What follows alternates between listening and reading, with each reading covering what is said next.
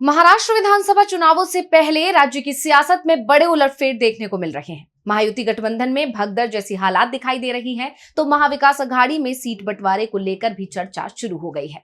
इस बीच एक सर्वे सामने आया है जिसने बीजेपी और उसके सहयोगियों यानी महायुति गठबंधन की नींद उड़ा दी है। तो क्या है इस सर्वे में जिससे परेशान है बीजेपी, देखिए ये रिपोर्ट। महाराष्ट्र विधानसभा चुनाव में इस बार कांटे की टक्कर का अनुमान लगाया जा रहा था।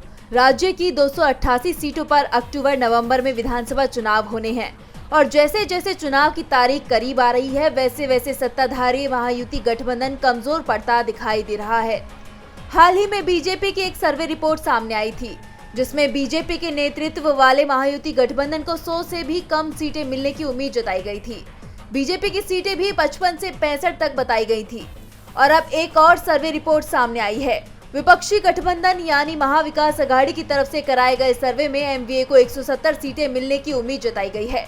वैसे कांग्रेस की तरफ से दावा किया जा रहा है कि इस बार एमवीए 200 सीटों के आंकड़े को भी आसानी से पार कर सकता है।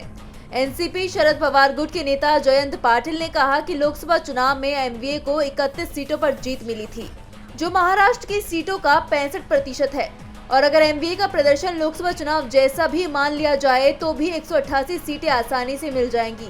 लेकिन जो हालात महाराष्ट्र में है उससे साफ है कि एमवीए 200 पार जाएगा। डीबी लाइव की रिपोर्ट।